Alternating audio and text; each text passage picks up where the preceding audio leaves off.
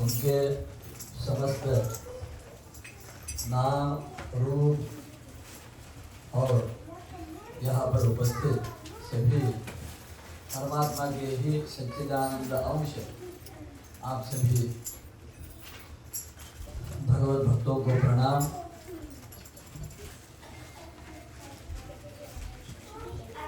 चातुर्मास्य का आरंभ हुआ है।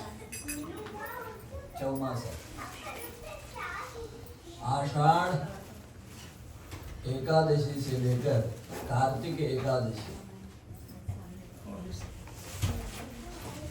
4 महीने का यह विशेष पुण्यकाल माना जाता है। कल ही आषाढ़ एकादशी हो गई।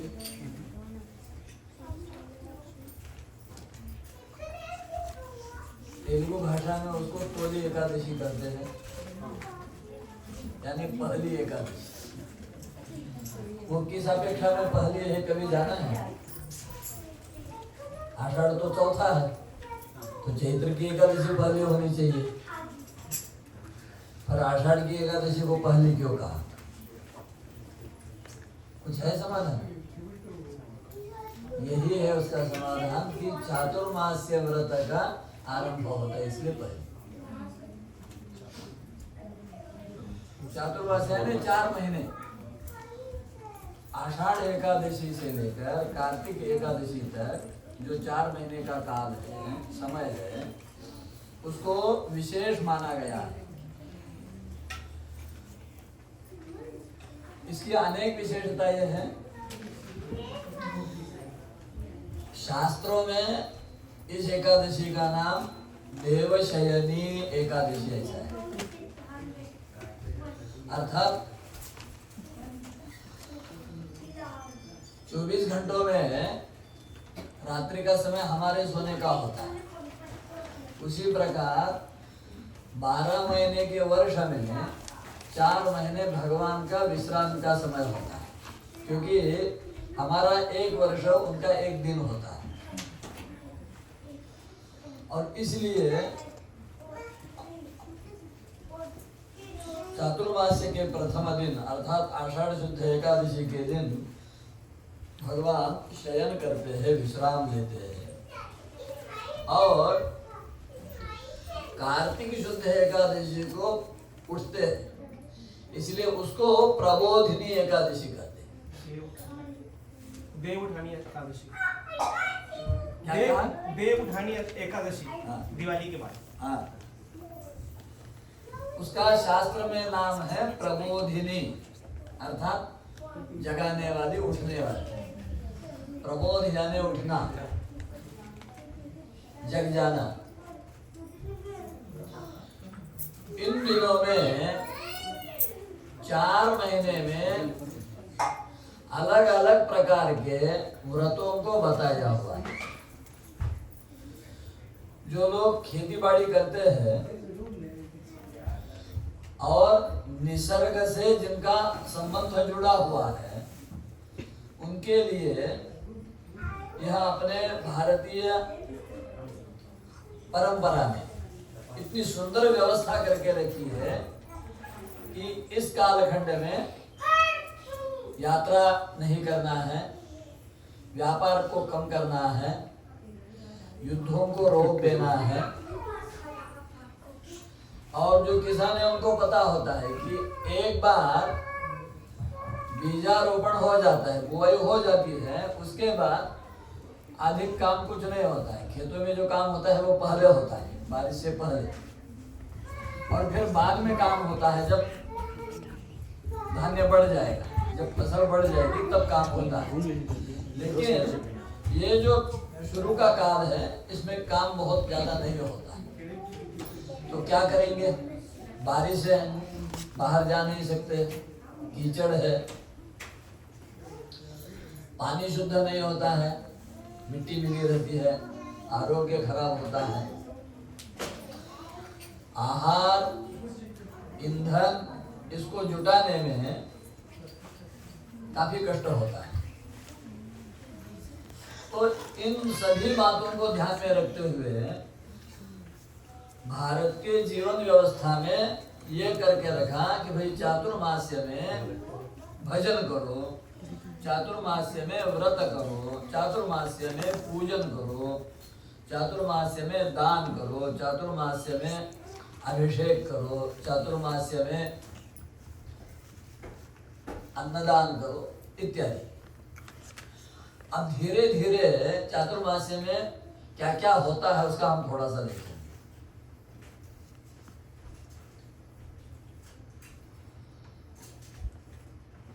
कल की जो एकादशी हुई, तोली एकादशी, देवशैनी एकादशी, यह एकादशी महाराष्ट्र के पंढरपुर क्षेत्र का सबसे महत्व का दिन है।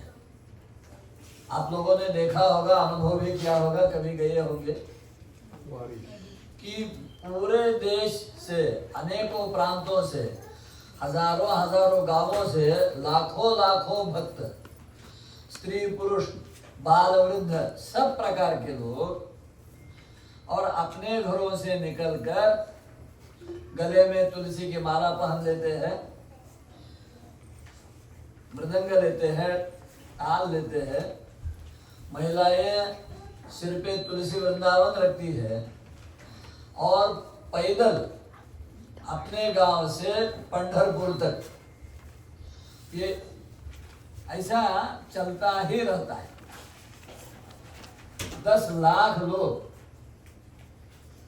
केवल कल की एकादशी के दिन भगवान के दर्शन के लिए बाहर के पंढरपुर में पहुंच जाते हैं।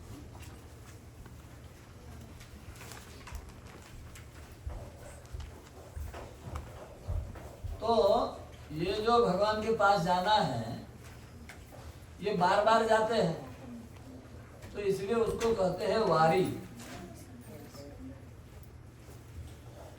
जैसे हम रविवार, सोमवार, मंगलवार करते हैं, मतलब क्या है, तो फिर से आता है। शनिवार हो गया फिर रविवार आ गया, शनिवार हो गया फिर रविवार आ गया, यानी जो बार बार आता है। जो हिंदी में हम बार बार कहते हैं ना, वो वार वार का ही बार बार है। वार और बार एक ही है। जैसे वामन बामन, जैसे वंग बंग है ना, वो एक ही है। तो बार बार जाते हैं, जाने का जो सिलसिला चल रहा है, तो उसको कहा वारी। हम कहते हैं ना बारी बारी से जाना है, तो वही बारी है। और जो पीढ़ियों से, सदियों से, बचपन से और गांव के गरीब से गरीब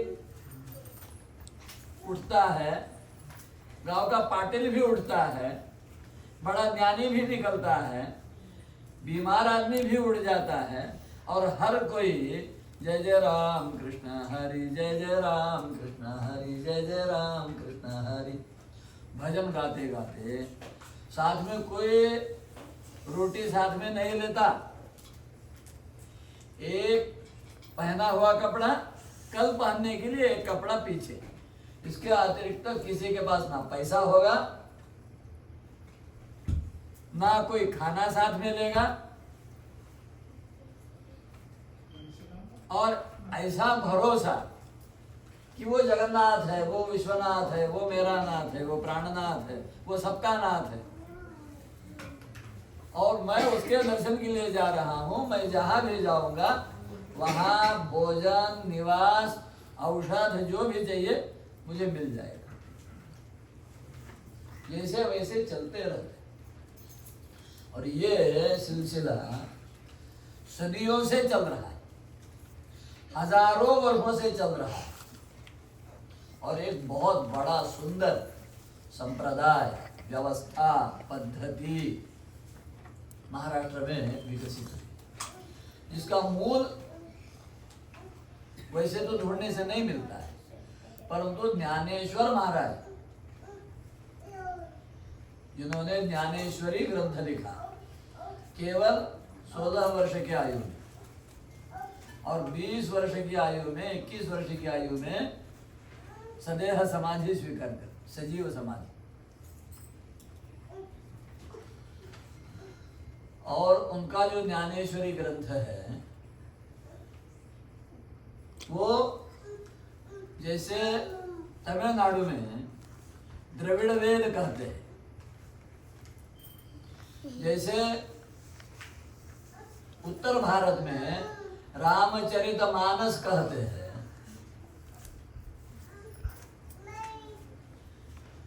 उसी प्रकार का वह मराठी में करते हैं।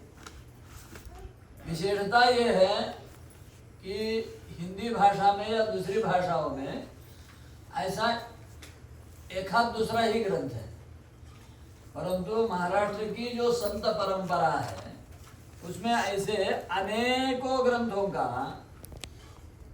निर्माण हुआ है और एक से बढ़कर एक। उन सब का मूल है ज्ञानेश्वर। और ज्ञानेश्वर महाराज जब वारी करते थे, उनकी आयु कितनी हुआ करती थी? 10 वर्ष की, 11 वर्ष की, 12 वर्ष की।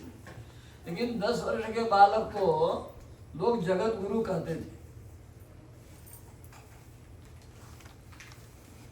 साक्षात भगवान महाविष्णु का स्वरूप मानते थे। उनका जीवन दिव्य था। जैसे पूर्व में हम चैतन्य महाप्रभु का जीवन देखते हैं, जैसे हम दक्षिण में पुरंदरदास जी का जीवन देखते हैं, जैसा उत्तर में हम सूरदास, मीराबाई और तुलसीदास जी का जीवन देखते हैं, उसी प्रकार महाराष्ट्र में ज्ञानेश्वर जी का जीवन। जैसे भगवत पूज्यपाद आदि शंकराचार्य बाल्यावस्था में ही जगत गुरु हुए थे, वैसे ही ज्ञानेश्वर अपने अल्पायु में ही जगत गुरु हुए। 4 भाई थे वो। ये दूसरे, पहले सोपान, फिर ज्ञानेश्वर, फिर तीसरे निवृत्तिनाथ। पहले निवृत्तिनाथ, दूसरे ज्ञानेश्वर, तीसरे सोपान देव और चौथी छोटी बहन थी जिनका नाम था मुक्ताबाई। और चारों मिलके यात्रा में जाते थे, वारी में जाते थे पंढरपुर। फिर वहां जैसे गौरोबा कुंभार आपने नाम सुना होगा, जैसे नामदेव महाराज आपने नाम सुना होगा, वो सब बड़े बड़े लोग थे, लेकिन इनको देखते ही उनको आनंद हो जाता था और बड़ा उत्सव होता था पंढरपुर में। और तब से चल पड़ी वारी।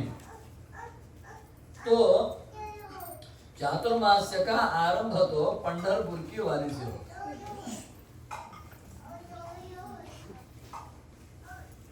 कल के दिन टुमारो महाराष्ट्र के पश्चिम भाग में और एक बड़ा पर्व मनाया जाता है। कुछ लोग उसको बेंदुर कहते हैं, कुछ लोग पोला कहते हैं। तो खेती में काम करने वाले जो बैल हैं उनकी पूजा होती है। कुछ लोग उसी त्योहार को आगे मनाते हैं सावन की अमावस्या।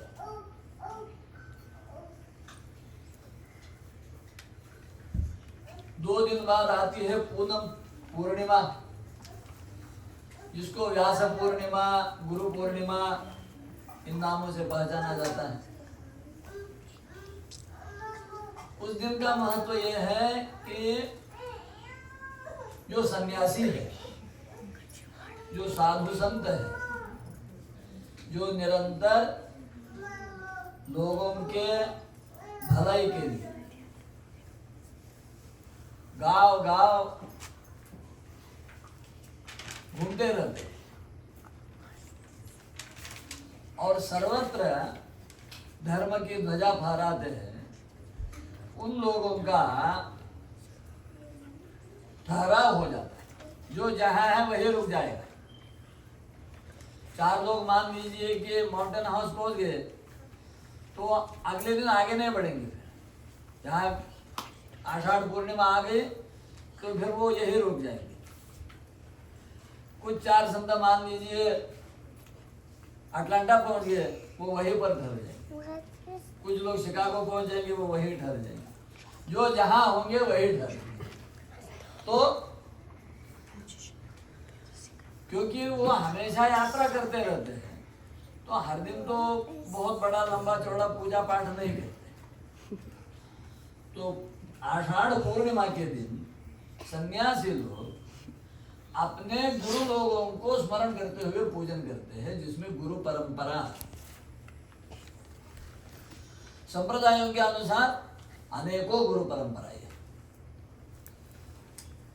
जो मुख्य धारा है भारत में गुरु परंपरा की, वो नारायणम पद्मभवम वसिष्ठम शक्तिं च तत्पुत्र पराशरं च व्यासं शुकं गौड़पदं महांतं गोविंद योगीन्द्र मथास्य शिष्यं श्री शंकराचार्यम अथास्य पद्मपादं च हस्तामलकं च शिष्यं तंत्रोटकम वार्तिककारमन्या नस्मद्गुरुं संततमानतोस्मि। इस प्रकार गुरु परंपरा है। ठीक है, वैष्णवों में कुछ नाम अलग होते हैं, कुछ नाम तो कॉमन है, याद रखिए। जैसे शुकदेव है, व्यास है, वशिष्ठ है, नारायण है, ये सभी परंपराओं में समान है, कहीं बदल नहीं होता। तो वो जब गुरु परंपरा का पूजन करते हैं तो वहां 5 पंचक, गुरु पंचक करते हैं। हम भी पूजा करते समय श्री गुरु, परम गुरु, परमेष्ठी गुरु, परात्पर गुरु, सदगुरु, ऐसे 5 नाम लेकर पूजा करना होता है। श्री गुरु मतलब जिन्होंने हमें मंत्र दिया, दीक्षा दी। परम गुरु यानी उनको जिन्होंने मंत्र दीक्षा दी। परात्पर गुरु यानी उनके गुरु, परमेष्ठी गुरु यानी उनके गुरु, और सदगुरु यानी जो संप्रदाय के मूल है, आदि है। तो आदिनाथ, आदि गुरु। तो आदि गुरु के रूप में अगर देखेंगे तो पूरे विश्व में और कोई भी फील्ड हो, कोई भी देश हो, कोई भी शास्त्र हो, कोई भी विद्या हो, संगीत हो, नृत्य हो, काव्य हो, ज्योतिष हो, अलंकार हो, फिजिक्स हो, केमिस्ट्री हो, जो कुछ हो, यहाँ तक की मेडिसिन, सबके आदि गुरु है भोलेनाथ, शिवशंकर। यहाँ बहुत सारे लोग रुद्र पढ़ते हैं, तो उसमें क्या कहा? अध्यवोचदधिवक्ता प्रथमो दैव्यो भिषक प्रथमः दैव्यः भिषक, पहला वैद्य है, पहले वैद्य, इसलिए उनको वैद्यनाथ भी कहा गया। तो वो सदगुरु के रूप, ऐसे पंचक होता है, गुरु पंचक का। तो व्यास पूर्णिमा के दिन पूजन में 5 पंचकों का पूजन, हम उनके नाम तो कम से कम स्मरण करें, श्रवण करें। तो पहला पंचक है जिसमें जो मध्य में होता है, तो कृष्ण वंदे जगत गुरु, क्योंकि उन्होंने भगवत गीता का उपदेश किया। भगवत गीता हम सबके लिए दी है। आप पार्थ हो नहीं हो, मैं पार्थ हूँ, मैं भारत हूँ, मैं अर्जुन हूँ, आप हो। अर्जुन किसको कहते हैं? जो सीधा है, जिसकी बुद्धि में टेढ़ापन नहीं है,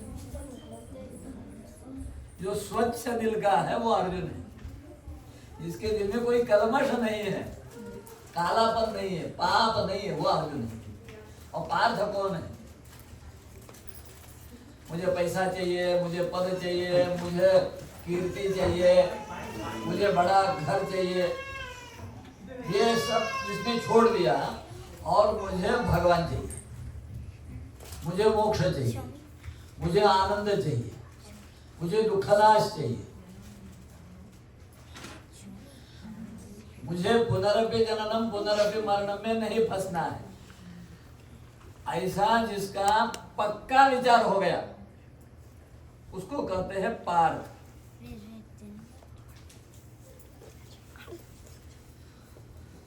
पातीति पहा, जो रक्षण करता है वो पा है।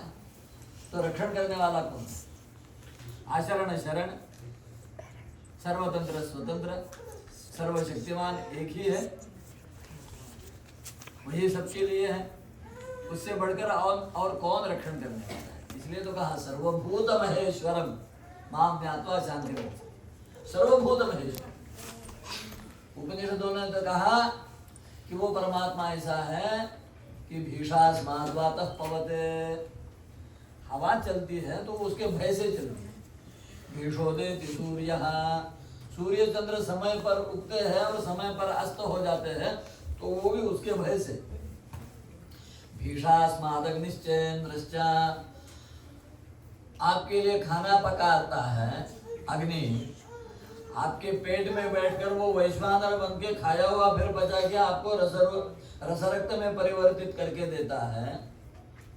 वो अपना काम ठीक से ना करे तो भरो हॉस्पिटल के बिल, लगाओ चक्कर। अगर आपकी पेट की अग्नि खराब हो जाएगी क्या होगा, और अगर शरीर की अग्नि शांत हो जाएगी तो राम नाम सत्य है। हाँ ठीक है। तो वो अग्नि जो ठीक ठीक काम करती है वो भी भीषास्मादग्निश्चेन्द्रश्च, उस परमात्मा के भय के कारण वो आपके शरीर को ठीक कर रही है। आपके माँ बाप को, आपके बीवी बच्चों को, सबको अगर आरोग्य दे रहे हैं वो परमात्मा के भय के कारण। आपके शरीर की रक्षा करने वाले जितने भी देवता है, मेरा शरीर सुरक्षित है वो मेरे कारण नहीं है। यहाँ 11 देवता बैठे हैं और सबका राजा आत्मदेव है। आत्मदेव सबका मुखिया है और उन 11 देवताओं के रक्षण में हम सुरक्षित हैं। और उन 11 देवताओं का भी जो नियंता है वो परमात्मा।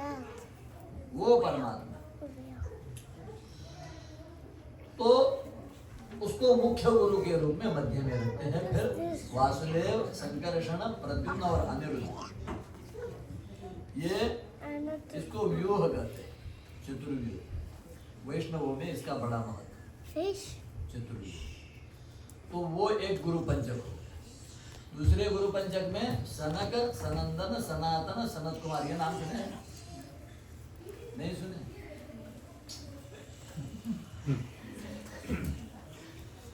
जिनके सामने वैकुंठ में श्रीमन नारायण हाथ जोड़ के खड़े होते हैं, भगवान मुझे आने में देरी हो गई, क्षमा करो, वो है सनक सनंदन। याद है, जिनके सामने भगवान हाथ जोड़ के खड़े होते हैं, जिन्होंने जय विजय को शाप दे दिया। और महाभारत में धृतराष्ट्र को उन्होंने इतना सुंदर उपदेश दिया हुआ है। मैं निवेदन करूंगा कि जो भी ज्ञानार्थी हो वो अवश्य उद्योग पर्व में एक छोटा सा भाग आता है, केवल 6 अध्याय है, ज्यादा नहीं है, 6 अध्याय। सनत सुजातीय पर्व को पढ़ना, तो उनके उपदेश क्या है पता, तो उनका पंचक होता है और उनके साथ नाम। तीसरा पंचक होता है शंकराचार्य जी। ऐसे सब गुरु परंपरा का पूजन व्यास पूर्णिमा के दिन करते, और उस दिन से वो लोग फिर यात्रा नहीं करेंगे, एक ही गांव में रहेंगे। तो गृहस्थ लोगों का ये कर्तव्य बनता है, धर्म बनता है कि उनके निवास भोजन की व्यवस्था करें और उनकी पर्याप्त सेवा करें। गृहस्थ करेंगे, सेवा करेंगे, उनके लिए निवास देंगे, भोजन वगैरह दे देंगे, बदले में वो आपको क्या देंगे? उसी का नाम है श्रावण। श्रावण का मतलब क्या है? सुनने का। श्रवण, श्रवण यानी सुनना ना। श्रवण का मतलब क्या होता है? सुनना। तो श्रावण यानी सुनने का, सुनने का महीना है। तो आप उनकी सेवा करोगे, उनको अन्न जल दोगे, क्योंकि वो तो भिक्षुक है, वो तो सर्वसंग परित्याग है। उनका पोषण कौन करेगा? हम ही करेंगे। और फिर वो हमारे अज्ञान को मिटाएंगे, हमारे मन बुद्धि अंतःकरण के रोगों को मिटाएंगे, हमारे हृदय के अंदर के कलमश को धो डालेंगे और हमें ऐसा पवित्र बनाएंगे, ऐसा सुंदर बनाएंगे, ऐसा आनंदी बनाएंगे कि फिर तो जैसे हमारे संत कहते हैं, सद्गुरुची संगे शिष्य बिघडला, शिष्य बिघडला सद्गुरुची झाला.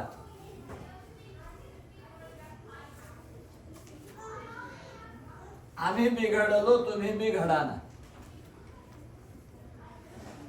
यहाँ मराठी समझने वाले एक ही है हमारे बड़े भाई, शायद उदय जी भी कुछ समझते होंगे. तो इसमें क्या कहता है कि जो सद्गुरु के सेवा में रह गया और जिसके सिर पे उन्होंने हाथ रख दिया और जिसके कान में मंत्र दे दिया, वो ऐसा पावन हो जाता है, ऐसा निष्कल्मश हो जाता है, ऐसा निष्पाप हो जाता है, ऐसा ज्ञानी और सदाचारी हो जाता है कि फिर वो शिष्य नहीं रहता, वो गुरु बन जाता है. सद्गुरु जी संगे शिष्य बिगड़ला, सद्गुरु के साथ में रह के शिष्य बिगड़ गया और शिष्य बिगड़ला, वो भी बन गया और सद्गुरु जी झाला.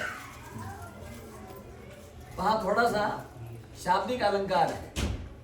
बिगड़ला एक अर्थ में आता है और बिगड़ला यानी बन गया. तो वो गुरु पूर्णिमा का विशेष है. जो उत्तर भारत के लोग हैं वो जानते हैं कि आषाढ़ पूर्णिमा के दूसरे दिन से श्रावण महीना शुरू होता है उनके यहाँ. दक्षिण भारत में श्रावण महीना 15 दिन के बाद शुरू होता है. चातुर्मास्य में जो पुरानी महिलाएं यहाँ बैठी है उनको शायद पता भी होगा और याद भी होगा, एक एक महीने का एक व्रत होता है. तो पहले श्रावण महीना, तो श्रावण महीने में दूध नहीं पीना, दूसरे महीने में दही नहीं लेना, तीसरे महीने में सब्जी नहीं खाना, चौथे महीने में दाल नहीं खाना. छोड़ना, त्याग करना, संयम करना, ये चातुर्मास है. और उसकी वजह भी है कि अगर सब खाते रहोगे तो इन दिनों में जो जलवायु होती है उससे तबीयत खराब हो जाती है. तो चातुर्मासी के 4 व्रत. एक व्रत होता है गोपद्म व्रत, पता है ना? तो प्रतिदिन प्रातः स्नान के पश्चात जो गृहिणी है वो अपने घर के सामने जब झाड़ू पुकार करती है और रंगोली डालती है तो उस समय गोपद्म, गाय के पैरों के जैसे भगवान के आकार बनाते हैं और उनकी संख्या बढ़ाते जाते हैं. उसका कुछ विशेष विधान है, कुछ विशेष नियम है और फिर उसका पूजन करते हैं. तो उसको कहते हैं गोपद्म व्रत. श्रावण के व्रत तो जानते हैं. फिर श्रावण की अमावस्या, उनका आषाढ़ की अमावस्या आती है तो उसको सोमवती अमावस्या या दीप अमावस्या कहते हैं. घर में जितने भी लोग हैं वह, अब तो हम तो हमारे जो छोटा हो रहे हैं, लेकिन जिनको थोड़ा सा पीछे का पता है, अब जैसे हम भाई बहन मिलके 13 लोग हैं, मैं 12 बाप, मेरे ऊपर 11 है बाद में. तो सब लोग जब इकट्ठे हो जाते हैं तो 50 लोग तो ऐसे ही हो जाते हैं घर के. तो घर में जितने लोग हैं प्रत्येक के नाम का एक दीपक माताएं जलाती हैं और फिर उनका पूजन करके और कुछ खाने पीने के विशेष नियम होते हैं उसके अनुसार करते हैं.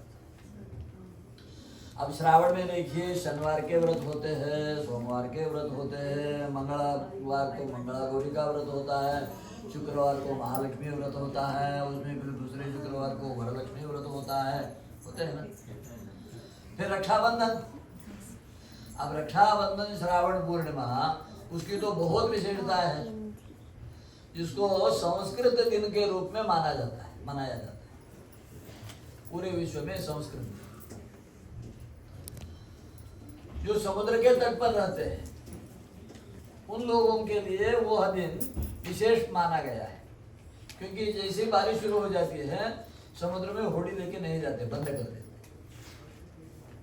और फिर श्रावण पूर्णिमा के दिन वो समुद्र का पूजन करते और उसके बाद फिर समुद्र की यात्रा शुरू होती है। तो इसलिए नारळी पूर्णिमा करते। फिर उसी दिन जो विद्यालय है, गुरुकुल है, वहां से नवीन वर्ष का सत्र शुरू होता है। आज यहाँ का जो सिस्टम है वो वही है। जो अगस्त सेकंड वीक थर्ड वीक बोलते हैं वो तकरीबन तभी आता है कि वहां से नया सेमेस्टर शुरू हो जाए, तो उसको उपाकर्म कहते हैं। तो उस दिन सुबह विशेष स्नान विधि होता है, जिसमें मृत्तिका स्नान है, गोमूत्र का स्नान है, गोमय से स्नान है। गोमूत्र गोमय को हम पवित्र मानते हैं ना, आरोग्य देने वाला मानते हैं, तो उससे स्नान होता है, मंत्र पूर्वक स्नान होता है। फिर ऋषि लोगों का पूजन होता है, जिन ऋषियों के अनुग्रह से हमें रामायण मिली है, भागवत मिली है, भारत मिली है। अगर वाल्मीकि नहीं लिखते हैं तो हमें राम पता चलते क्या? अगर दासगणु नहीं लिखते हैं तो हमें साईनाथ का पता चलता है क्या? वो तो कब के चल दिए। हमें साईनाथ का पता चला है दासगणु महाराज के कारण। बात सही है नहीं? सोचिए थोड़ा। सिनेमा बाद में बना, सिनेमा भी दासगणु के ग्रंथों को पढ़ के ही बना है। मेरा बचपन शिरडी के पास में ही गुजरा है और उन दिनों के शिरडी के रूप में हमने देखा है। कुछ नहीं था, कुछ भी नहीं था, झाड़ू लगाने वाला कोई नहीं था, दीप जलाने वाला कोई नहीं था। मैं अपने आंखों से देखा अपने बचपन। हम रविवार रविवार बाजार के लिए जाते थे बैलगाड़ी में बैठ के, इतने पास में रहा। मेरा स्कूल की शिक्षा वही हुई। लेकिन दासगणु महाराज ने कृपा की, साईनाथ महाराज का चरित्र लिखा, सो हमारे लिए आधार हो गया कि हाँ वो महापुरुष थे। वैसे अगर पूरे विश्व के लिए आज मार्गदर्शक रामायण है, संपूर्ण भक्ति संप्रदाय के लिए सूर्य जैसा श्रीमद् भागवत महापुराण है, संपूर्ण ज्ञान विज्ञान युक्ति नीति सबके लिए महाभारत सबसे बड़ा है। तो ये व्यास वाल्मीकि इन लोगों की कृपा है। हम जो भी विज्ञान कहते हैं, आज हम ठीक है कि न्यूटन का वगैरह नाम ले रहे, लेकिन गुरुत्वाकर्षण जो है वो गौतम महर्षि ने पहले बनाया हुआ है, बताया हुआ है। हमें महर्षि गौतम का जो फिजिक्स है उसको समझना चाहिए। महर्षि भृगु हुए हैं, महर्षि अगस्त्य हुए हैं, इन सबके साहित्य को अगर हम देखेंगे तो पता चलेगा कि हमारे पास कितनी बड़ी संपदा है, कितना बड़ा विज्ञान है, कितना सुंदर हमारा जीवन प्रवाह है। तो उन सबको स्मरण करने के लिए, उन सबको पूजन करने के लिए श्रावण पूर्णिमा होती है। उसके पश्चात आती है कृष्णाष्टमी, जन्माष्टमी। फिर श्रावण के ही आखिर में पिठोरी अमावस्या चतुष्षष्ठी योगिनियों की पूजन का दिन होता है। जैसे ही वो हो जाता है 4 दिन में मंगल मूर्ति मोरया आते हैं ना, गणपति बप्पा मोरया, मंगल मूर्ति मोरया, उनका उत्सव शुरू हो जाता है। गणेश चतुर्थी, विनायक चतुर्थी को सब जानते हैं, उसका अगला दिन बहुत महत्व का है, लेकिन पता ही नहीं लोगों को, जिसको ऋषि पंचमी कहते।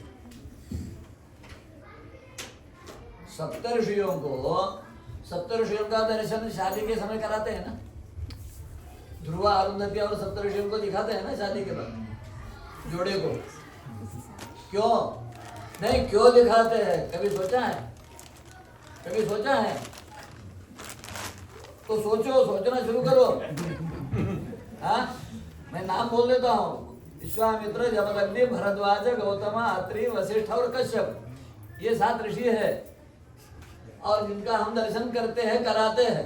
लेकिन क्यों? कि गृहस्थ में कैसा रहना है, घर कैसे चलाना है और परमार्थ कैसे करना है। ऋषि पंचमी का व्रत करो, भाद्रपद शुक्ल पंचमी को ऋषि लोगों के चरित्र को पढ़ो। शेक्सपियर पढ़ते हो?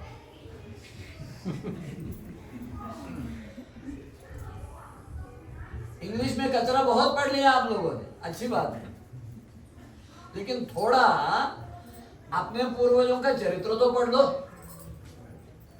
ऋषि पंचमी, उसके 2 दिन बाद फिर आता है दुर्गा माता व्रत,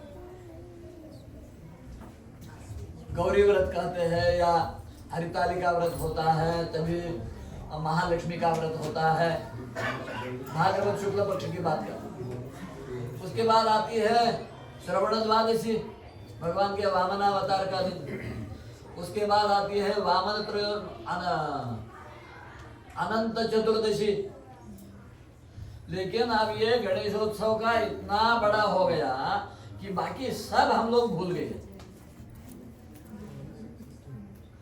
वास्तव में शास्त्रों में गणेश चतुर्थी का 1 दिन का व्रत बताया है। सुबह मिट्टी ले आना, मूर्ति बनाना, पूजा करना, नैवेद्य वगैरह करना, भजन पूजन संगीत नृत्य सब करना, रात को जागरण करना, प्रसाद पाना और दूसरे दिन सुबह दही भात का नैवेद्य करो और कुआं में छोड़ दो। लेकिन अब जो है 10 दिन 21 दिन 40 दिन पता नहीं, एक को बढ़ा दिया, बाकी सबको हम भूल रहे। जैसे एक तरह का खाना हमेशा काम नहीं आता ना, अलग अलग प्रकार का खाना चाहिए, अलग अलग प्रकार के कपड़े चाहिए, अलग अलग प्रकार की गाड़ियां चाहिए। वैसे ही अलग अलग प्रकार के त्योहार भी होते हैं, अलग अलग प्रकार के देवता है, महाप्रभु है, सब मिलकर एक सुंदर परिणाम होता है जिसको कहते हैं भारतीय सनातन जीवन। उसके बाद आता है अपने पूर्वजों के स्मरण का काल, जिसको कहते हैं पितृपक्ष, 15 दिन पितरों के पूजन के लिए। उसके बाद आता है शरद ऋतु, आश्विन मास, नवरात्रोत्सव, उसी में ललिता परमेश्वरी का प्राकट्य, दुर्गाष्टमी, विजयादशमी, उसके बाद कोजागिरी पूर्णिमा, वो होते ही फिर आती है गोवत्स द्वादशी, बछड़े और गाय का पूजन करने का दिन, फिर आती है धनत्रयोदशी, फिर आती है हनुमत जयंती। समय हो गया, ठीक है, समय सबकी ओर देख रहा हूँ थोड़ा सा। फिर दीपावली, फिर पांडव पंचमी, फिर आती है गोपाष्टमी और उसके बाद आती है एकादशी प्रबोधि, अर्थात चातुर्मासी की समाप्ति। तो चातुर्मास जो है ना, 4 महीने, ये बहुत महत्वपूर्ण है। ठीक है, घर में जो व्रत होंगे करो, अच्छा है। जो नहीं कर सकते हो कम से कम उनके बारे में जान लो, पढ़ो। महाराष्ट्र में एक सुंदर पुस्तक बनी हुई है मराठी भाषा, संपूर्ण चातुर्मास, यही पुस्तक का नाम है। करीबन 500 पृष्ठों की किताब है। उसका अपनी अपनी भाषाओं में, और अगर इंग्लिश में कर दिया जाए तो सबको पता चल जाएगा क्या ऐसा काम हम अपने ओर से कर सकते हैं। हाँ, तो संपूर्ण चातुर्मास की एक पुस्तक मंगवा लेना और फिर उसका इंग्लिश में कर देना, तो सामान्यतः सबको कम से कम पता तो चलेगा कि भाई चातुर्मास से क्या है। मैंने तो नहीं जाना। ये होगा कोई होगा तो नहीं, हाँ कहने की होगा, ढूंढना पड़ेगा। इंग्लिश में मेरे ख्याल से नहीं होता तो सबका पता, क्योंकि गूगल में सब लोग हर दिन डुबकियां लगाते ही रहते हैं। हाँ अब यहाँ इतने लोगों में किसी को पता नहीं है, इसका मतलब नहीं। हाँ, अस्तु। तो आज आप लोगों के मध्य में चातुर्मास्य के प्रारंभ के समय यह अवसर मिला। क्या बोलूं इसके बारे में, मुझे किसी ने कुछ कहा नहीं, और मैंने भी थोड़ा सा पूछ लिया कि मुझे क्या बोलना चाहिए जो आपके मन में है। तो इसलिए देखा कि भाई बहुत सारे सद्भक्त बैठे हैं, तो केवल एक ही बात ना बोलते हुए भारतीय जीवन परंपरा को जो काल के आधारित है उसका थोड़ा सा विवरण किया जाए। और मैं समझता हूँ कि इसका कुछ ना कुछ उपयोग आप लोगों को होगा, और उसके लिए परम पिता परमात्मा श्री हरि और समस्त साधु संतों के साथ हम सबके सद्गुरु हमें सद्बुद्धि दे, भरपूर शक्ति दे, दीर्घ आयु प्रदान करे, उत्तम आरोग्य प्रदान करे, और हमारा जीवन आनंद से भर जाए, हमारा जीवन ज्ञान विज्ञान से संपन्न हो जाए, और हमारा जीवन सबके लिए आदर्श बने। इस प्रकार उनके चरणों में प्रार्थना। आप सभी को प्रणाम, वाणी को विराम, धन्यवाद। कायेन वाचा मनसेन्द्रियैर्वा वा प्रकृते स्वभावात् करोमि यद्यत् सकलं परस्मै नारायणाय समर्पयामि। नारायणाय समर्पयामि। ओम तत्सत्।